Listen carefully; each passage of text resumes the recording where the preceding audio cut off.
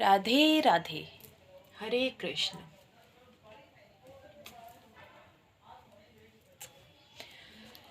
तो कल हमने पढ़ा था कि कैसे युद्ध क्षेत्र का क्या माहौल है और कैसे सभी ने अपने अपने शंखनाद किए हैं अपने अपने शंखों से, और जो दैविक शंख हैं पांडवास के पास उनके नाम भी हमने जाने थे। और उसके बाद हमने ये भी जाना था कि क्या फ़र्क था कौरवों के और पांडवों के शंखनाद में। तो आगे हम पढ़ते हैं आज।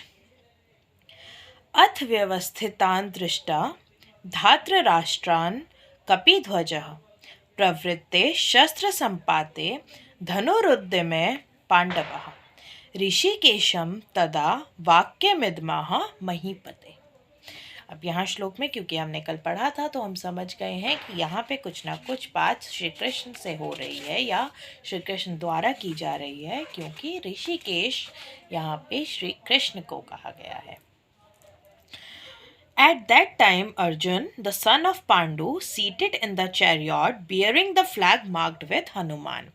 उस वक्त जो पांडु पुत्र अर्जुन हैं वो अपने रथ पे सवार हैं और उनके रथ पे जो झंडा लगा हुआ है उस पे हनुमान जी की फोटो बनी हुई है। Took up his bow and prepared to shoot his arrows. उन्होंने अपना जो धनुष है वो उठाया और वो तीर चलाने के लिए तैयार है।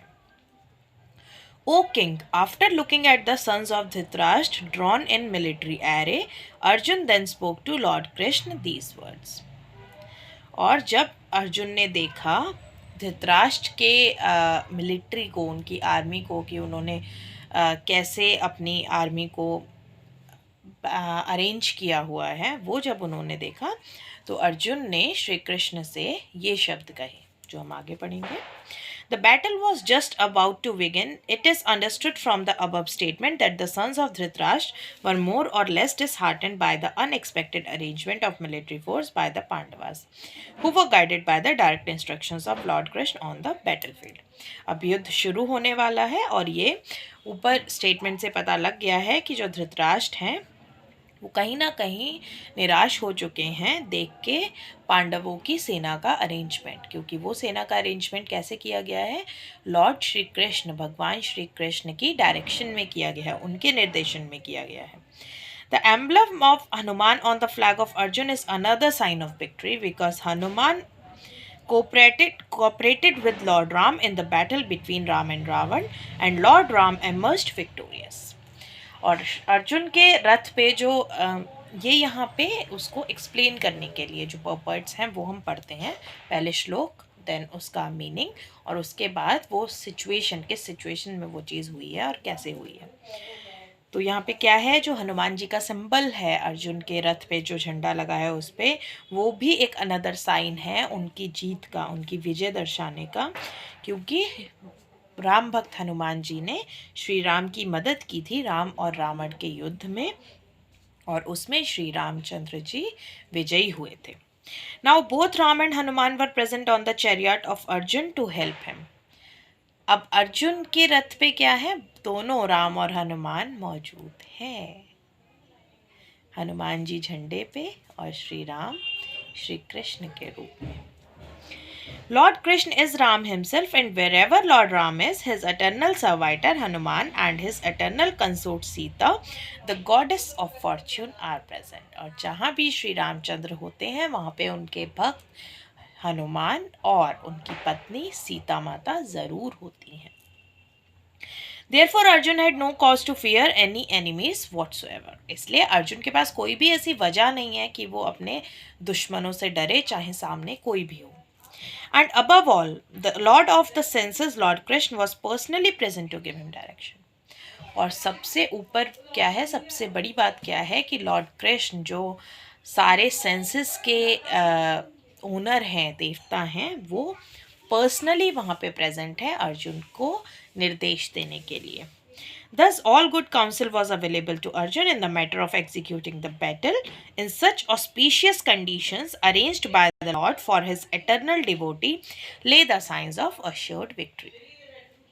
और ये सभी जो साइंस हैं, ये सारी जो अच्छी चीज़ें हैं वो सारी अर्जुन की तरफ हैं युद्ध में, और ये सारी जो ऑस्पिशियस कंडीशंस हैं, जो ये सारी शुभ चीज़ें हैं, वो भगवान ने खुद स्वयं अरेंज की हैं अपने एटर्नल डिवोटी के लिए, जो उनका अनन्य भक्त है उसके लिए, ताकि उसकी विजय हो। आगे पढ़ते हैं। सेन्योरु भयोर मध्ये रथम स्थापय मयच्युत यावदेतान्निरीक्षेऽहं योद्धु कामान् वस्थितान् कैर्मया स योद्धव्यं स्मिन् रण समुद्यमे। इसका मतलब क्या है? अर्जुन कहते हैं, O infallible one, please draw my chariot between the two armies so that I may see those present here who desire to fight and with whom I must contend in this great trial of arms। तो अर्जुन यहाँ पे क्या कहते हैं कि he was engaged, yes। तो अर्जुन यहाँ पे कहते हैं, हे सारथी, आप आगे बढ़िए और मेरे रथ को दोनों आर्मीज के बीच में लेके चलिए, ताकि मैं देख सकूं कि यहाँ पे युद्ध के लिए कौन कौन शामिल है और मुझे किन किन से युद्ध करना है अब इस युद्ध भूमि में। Although Lord Krishna is the supreme personality of Godhead, out of his causeless mercy, he was engaged in the service of his friend। हालांकि जो लॉर्ड श्री कृष्ण हैं वो परमात्मा हैं, पर यहाँ पे उनका कॉजलेस मर्सी मतलब सिर्फ दया के लिए और उनके भक्त की मदद के लिए वो वहाँ पे मौजूद हैं अपने फ्रेंड को सर्व करने के लिए। He never fails in his affection for his devotees and thus he is addressed herein as infallible। और क्योंकि वो कभी भी अपने भक्तों को निराश नहीं करते हैं, जब भी उनके भक्तों को उनकी ज़रूरत होती है, उनके प्यार की ज़रूरत होती है, वो हमेशा उनके पास होते हैं, इसलिए उनको यहाँ पे इनफेलिएबल कहा गया है।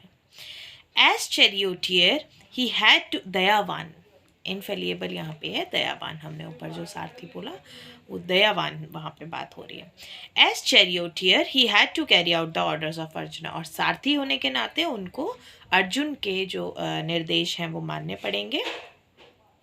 And since he did not hesitate to do so, he is addressed as infallible. तो यहाँ पे कई मतलब निकल रहे हैं इनफेलिएबल के। और यहाँ पे क्या है? Although he had accepted the position of the chariot for his devotee, his supreme position was not challenged।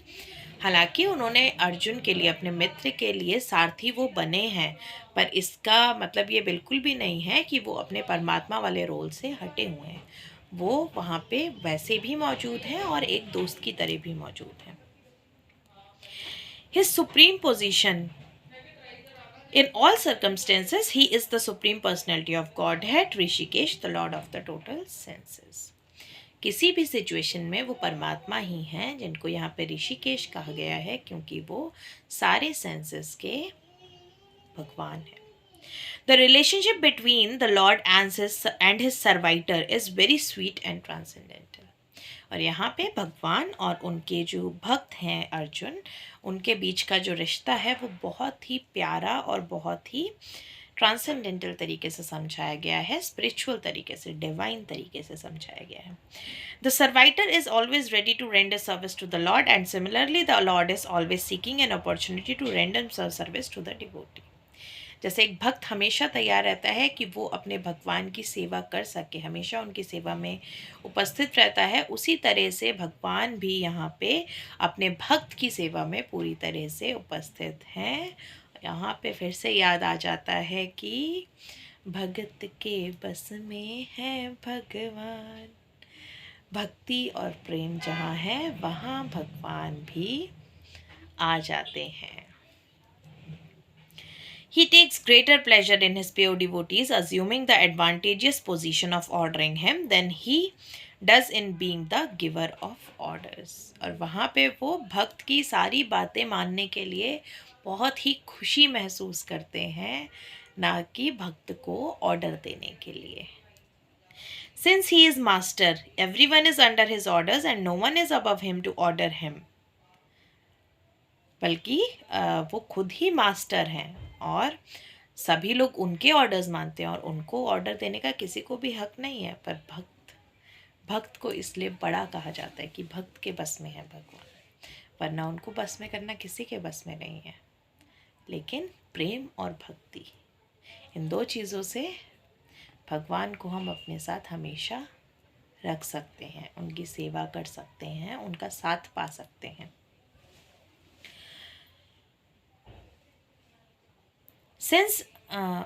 But when he finds that a pure devotee is ordering him, he obtains transcendental pleasure, although he is the infallible master in all circumstances.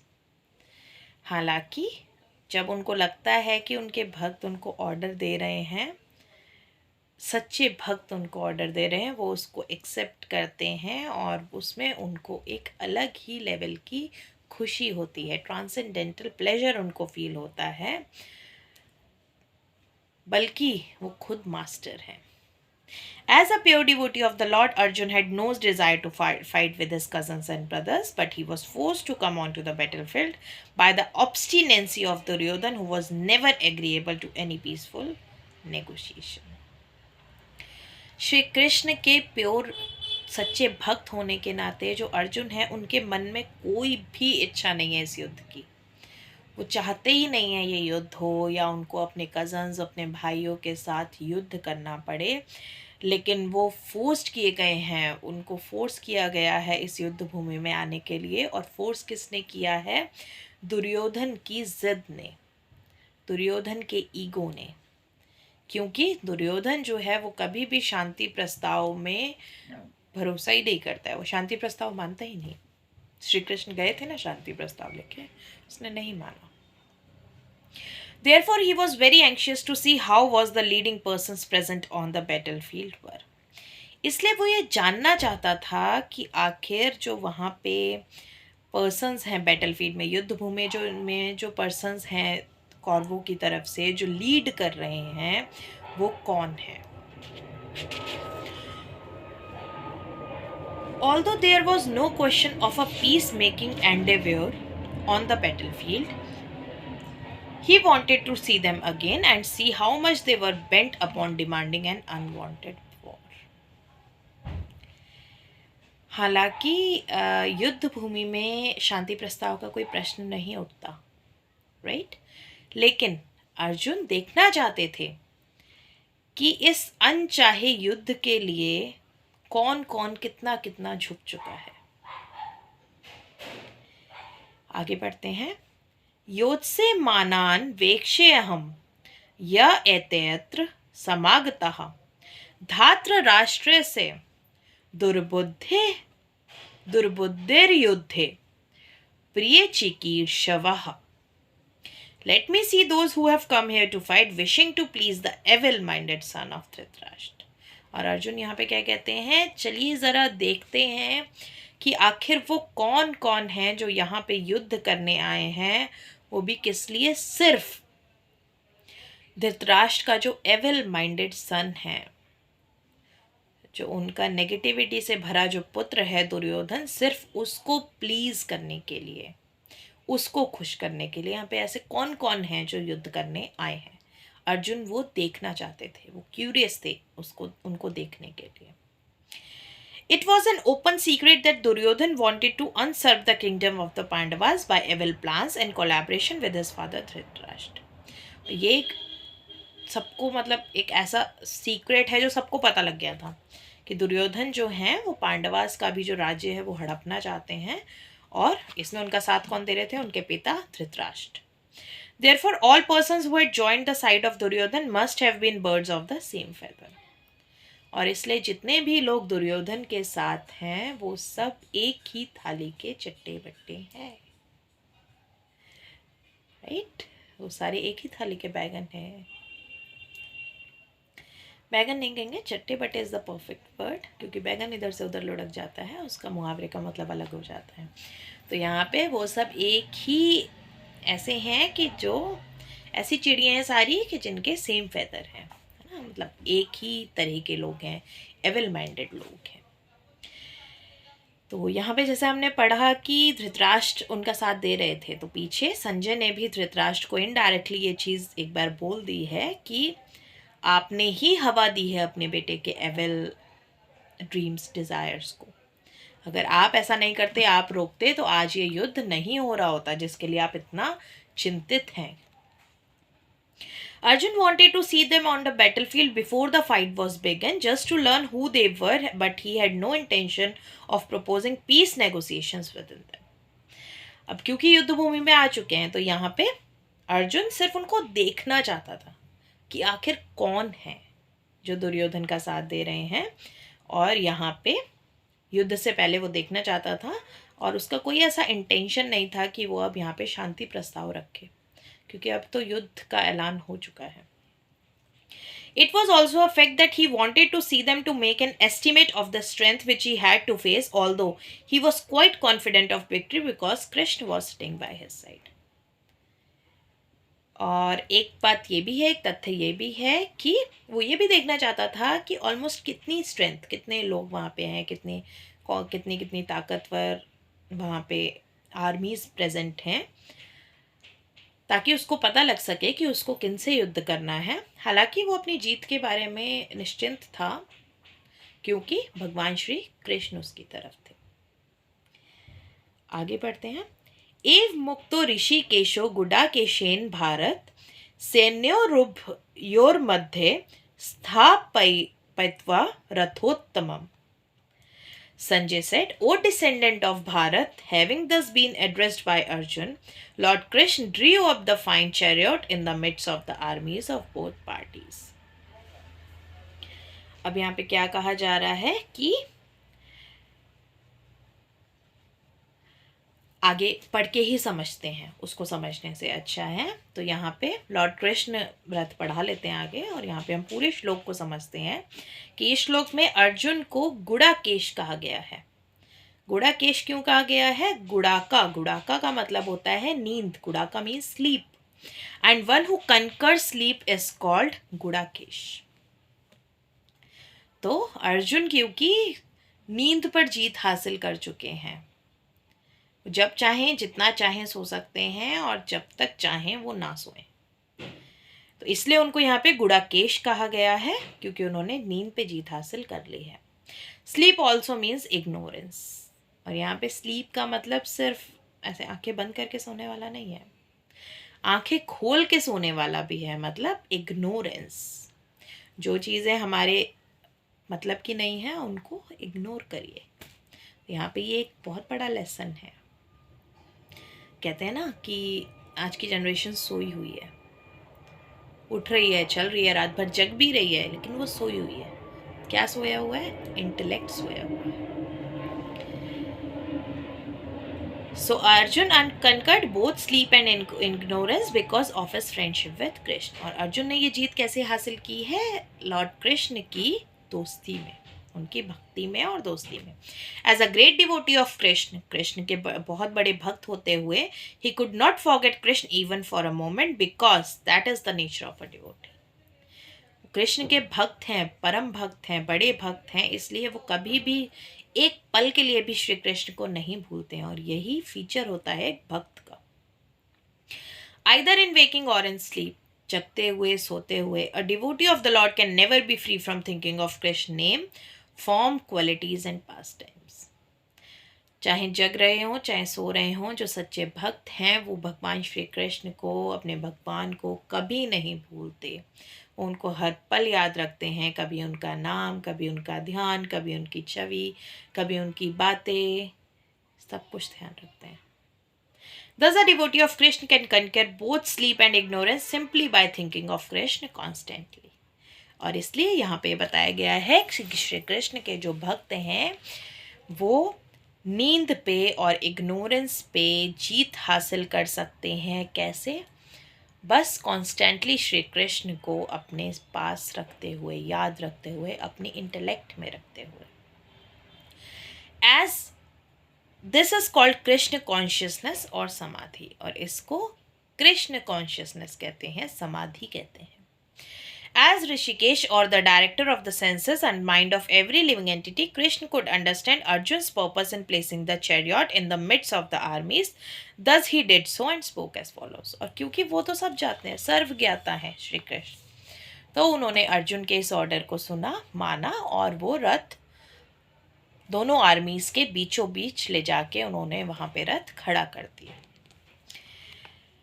Bhishma Drona प्रमुखतः सर्वेषां च महीक्षिताम् उवाच Partha पश्यतान् संवेतान् कुरुनीति।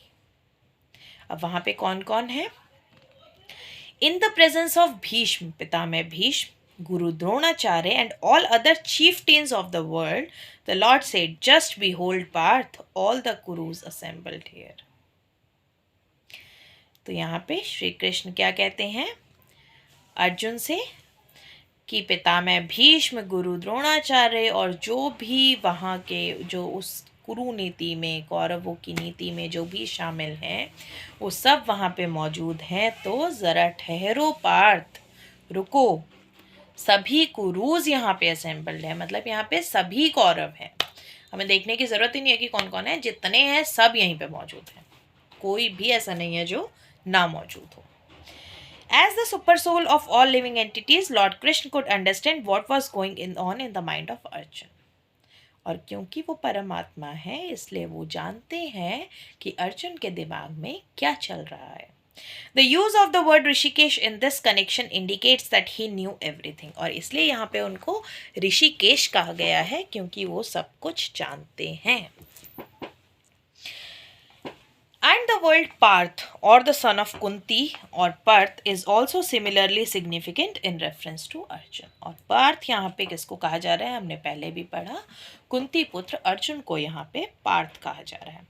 As a friend, he wanted to inform Arjun that because Arjun was the son of Parth, the sister of his own father Vasudev, he had agreed to be the charioteer of Arjuna. Okay यहाँ पे एक दोस्त की तरह। अच्छा, उनका नाम पार्थ क्यों है? क्योंकि वो कुंती और पर्थ के पुत्र हैं। नहीं, कुंती का नाम पर्थ है। ओके,